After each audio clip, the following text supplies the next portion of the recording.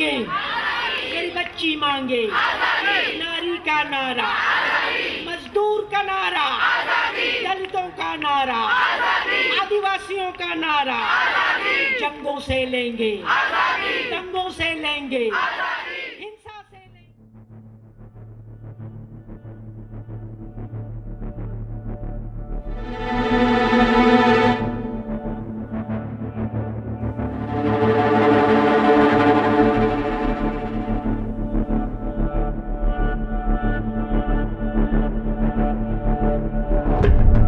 Thank you हमारे साथ इस बातचीत में शामिल होने के लिए। जन परिवार में हुई हिंसा के खिलाफ बहुत कम लोगों में इस हिंसा की समझ होती है और उससे भी कम लोग इसके बारे में बोल पाते हैं। ऐसे में आप अपनी आवाज और लोगों तक पहुंचाने के लिए हम आपकी बहादुरी की सराहना करते हैं और इस बातचीत को आगे बढ़ाते हुए मैं जानना चाहती हूँ कि आपकी परिभाषा में एक परिवार क्या है? मेरी परिभाषा में एक परिवार वो है जो मेरे को समझ सके। मेरे को किसी चीज़ से दिक्कत है तो उस पे इन्फोर्स ना किया जाए या फिर मेरी सेक्सुअलिटी को लेके वो फोर्सफुली ना बोलें और मेरे अच्छे और गलत चीज़ में मेरे साथ खड़े हों। मेरे लिए तो परिभाषा परिवार की यही है। जैसे एज़ अ मेरा पार्टनर मेरे लिए मेरे परिवार की परिभाषा है। इवन तो नेटल फैमिली में नहीं बोलती कि मेरे परिवार में वो बिलॉन्ग भी करते हैं। तो मेरे परिवार की परिभाषा यही है। आप जिस परिवार में बड़े हुए, क्या उस परिवार और अपने बचपन के बारे में आप कुछ शेयर करना चाहेंगे? मेरे परिवार में मैं एक जॉइंट फैमिली से बिलॉन्ग करती हूँ। तो उधर मेरी एक कज़न थी, उसको इवन दो आप मान के चलो सारे फ्रीडम ऑफ राइट्स थे। वो लड़के से बात कर सकती है, वो किसी के भी साथ जा सकती है, उसका कोई भी फ्रेंड घर पे आ सकता है। बट अगर मेरी बात करी जाए तो मेरे साथ ऐसा कुछ भी नहीं है। मेरा कोई फ्रेंड लड़का फ्रेंड इवन दो आप मान के चलो लड़की भी नहीं फ्रेंड बन सकती है मेरी। तो मेरे घर वालों को मेरी मम्मी को बहुत दिक्कत होती थी अगर मेरा कोई फ्रेंड अगर रास्ते में जाते हुए मेरे साथ दिख जाए तो मेरी मम्मी ने आके मुझे मारना, पीटना। तो जब उन्हें मेरे को मेरी सेक्सुअलिटी के बारे में पता चला तो उन्होंने उस दिन मैं उनको हर वीडियो कॉल में अपने साथ इन्वॉल्व करती थी कि मैं इससे बात करती हूँ, लड़की से बात कर रही हूँ। लेकिन उन्होंने एक मेरे को पे एलिगेशन क्या लगाया, ये फ़ोन पे बात करती है कि इसके साथ लड़कों के साथ रिलेशन रखती है, इसके तो यार हैं। जो इनका प्रॉपर वर्ड होता है वो ये था। तो उस टाइम पे मेरे को ये फ़ील होता था यार कितना कंजस्टेड है, लेकिन मैंने कभी स्टेप अप नहीं लिया उस चीज़ को। लेकिन एक पॉइंट ऑफ टाइम पे मेरी मम्मी ने मुझे इतना मारा बेल्ट से, वाइपर से, दीवार में सर। तो उस पॉइंट ऑफ टाइम पे मेरे को ये था कि बस ये एट लास्ट हो चुका है, मैं इससे ज़्यादा नहीं सहन कर सकती हूँ। तो उस मोड़ पे मैंने अपने बारे में सोचा कि अब मुझे कोई स्टेप अप लेना पड़ेगा। तो वहाँ से मैंने अपनी जर्नी के लिए स्टेप किया। जैसे कि जब व्हाइल ग्रोइंग अप जब हम बड़े हो रहे होते हैं तो एक सर्टेन एज के बाद हमें लगता है कि हमारे पेरेंट्स बहुत कंट्रोलिंग हो रहे हैं या हम कुछ शेयर कर रहे हैं तो हमें नहीं सुना जा रहा है और हमारे ऊपर एक बहुत बड़ा रिस्पॉन्सिबिलिटी होता है कि हमें ओबीडिएंट रहना है, वो जो बोल रहे हैं उस चीज़ को मानना है। बट कहीं न कहीं हमें भी एक खुद बाउंड्री ड्रॉ करनी पड़ती है कि जो चीज़ हो रहा है वो हिंसा है और ये एक्सेप्टेबल नहीं है। तो ऐसा क्या हुआ जब आपको ये महसूस हुआ, जब आपने वो बाउंड्री ड्रॉ करी कि आपके साथ जो हो रहा है, वो हिंसा है और आपको इसके खिलाफ आवाज़ उठानी चाहिए? जैसे मैंने बताया कि मेरे घर वाले लड़कों से एलर्जिक थे बट मेरे in case of me only. तो लेकिन मेरी कज़न के उसमें नहीं थे।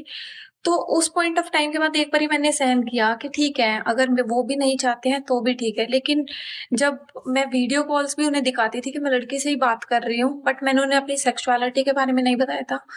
तो उस पॉइंट ऑफ टाइम के बाद भी उन्होंने मुझे इतना मारा कि तू लड़की से भी क्यों बात कर रही है। तो उस पॉइंट ऑफ टाइम पे मुझे पता चल गया अब मैं नहीं सहन कर सकती हूँ, क्योंकि ये बात लड़के की थी, उधर तक मैंने इग्नोर किया। बट अब लड़की पे भी ये रिस्ट्रिक्शन लगा रहे हैं और इतना गंदा-गंदा बोलना कि मैं इवन दो फर्स्ट टाइम जब घर से निकली थी तो उन्होंने मेरे पापा ने वापस लाके मेरे को ये एलिगेशन लगाया था कि तू कितनों के साथ सो के आई है। तो उस वो बात मेरे को हिट कर गई कि बस अब नहीं मैं सुन सकती हूँ। तो उस पॉइंट ऑफ टाइम पे मैंने स्टेप अप लिया था। जब आपने जन परिवार हिंसा के खिलाफ आवाज़ उठाई, तो किस तरह की स्ट्रगल्स या परेशानियाँ आईं? और आपकी समझ से किस तरीके के बदलाव होने से ये परेशानियाँ थोड़ी कम हो सकती थी? मैं उस टाइम पे बोलती नहीं थी।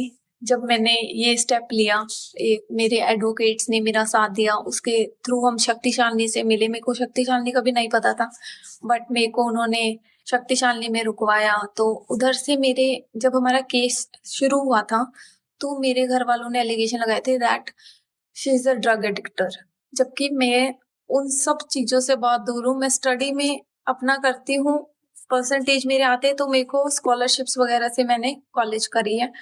बट उन्होंने फिर भी उसमें भी लिखा था कि ये इसके स्टडी के लिए हमने लोन लिया है, जो कि बिल्कुल पॉसिबल ही नहीं था। तो उस टाइम पे मैंने बहुत कुछ फेस किया। उन्होंने मेरे पीछे लड़की लगाई कि इसकी हर पल पल की इंफॉर्मेशन उन्हें पता होनी चाहिए थी। मेरे को जहाँ पे भी जाना वहाँ पे रिस्ट्रिक्शंस। अगर मैं शक्तिशालिनी में काउंसलिंग के लिए जाती थी तो उनका आ जाना, डॉली का मैं बोल देना कि भावना आप चले जाओ, कि अब आप सेफ नहीं हो। तो हमने बहुत कुछ फेस किया उस सिचुएशन में। इवन तो अभी तक हम अपना सिचुएशन नहीं बता सकते किसी को कि हम कहाँ पे रहते हैं, तो वो चीज हो जाती है। जब आपने अपने घर से निकलने का डिसीजन बनाया कि मुझे इस सिचुएशन में, इस घर में नहीं रहना है, और इतनी ज्यादा हिंसा हो चुकी थी कि आपके लिए उस घर में रहना मुश्किल हो रहा था, तो घर से निकलने के बाद आपको क्या इमीडिएट हेल्प मिली, क्या सपोर्ट मिला और क्या स्ट्रगल्स रहे? इमीडिएट हेल्प मेरी थी कि मेरे एडवोकेट्स ने एक तो शेल्टर होम प्रोवाइड कर दिया था हमें, क्योंकि उन्होंने एक बार तो पूछा था आप किसी फ्रेंड के पास रह सकते हो। मैं कहा नहीं, मैं किसी फ्रेंड के पास नहीं रह सकती। मेरी फैमिली के इतने नॉन थे कि वो मेरा अता पता करवा के कहीं से भी मुझे निकलवा सकते थे। तो उस टाइम पे फिर ये नियर अबाउट शक्तिशालिनी में गई, जिधर मेरी काउंसलर से बात हुई थी। तो उधर उन्होंने इमीडिएट एक्शन उन्होंने यही लिया कि मेरे को एक shelter home, safe shelter home provide किया। और उधर हमने फिर मतलब कि रहना, खाना, और उन्होंने हमसे पूछा भी था, एडवोकेट्स ने 1 मंथ बाद हमसे पूछा कि शक्तिशालिनी अच्छा है। तो मेरा फर्स्ट जवाब ये था, मैम वो लिटरली फैमिली के टाइप है। इतना मेरे परिवार ने भी मेरे को नहीं दिया जितना मेरे को शक्तिशालिनी ने हमारा साथ दिया है। और पुलिस प्रोटेक्शन शक्तिशालिनी की तरफ से मिली थी। तो पुलिस प्रोटेक्शन तो मैं मानती हूँ कि हर रेजिडेंट्स को मिलनी चाहिए, या फिर जो भी इस चीज से फेस आउट कर रहे हैं। अभी जब आप अपनी लाइफ को देखते हो तो ऐसा क्या है जो आपको अपने लिए बहुत गर्व महसूस कराता है? कि मेरे में एक स्ट्रेंथ आई है, मेरे में बोलने की हिम्मत आई है कि मैं अगर आपसे बात भी कर रही हूँ तो मैं पहले कपकपाती थी ऐसे बहुत ज्यादा। तो डॉली दी और मेरे एडवोकेट ने मेरे को, जिस दिन मेरी हियरिंग थी उस दिन मेरे को पूछा था, भावना पीछे तो नहीं पैर खिसकाएगी, क्योंकि बात हम पे आती। मैं कहा मैम मेरे साथ जो हुआ है वो मैं फेस आउट कर चुकी हूँ, उधर देखते हैं जो होगा वो देखा जाएगा। तो मैं इस बहुत लोगों ने मेरे को बोला कि तू बोलना सीख गई है। इवन तो मेरी मम्मी बोलती है तेरी जुबान बदी लग गई है। तो वो चीज होती है कि मैं उस चीज पे गर्व महसूस करती हूँ, और मैं औरों को भी बोलती हूँ बोलने की हिम्मत रखा करो।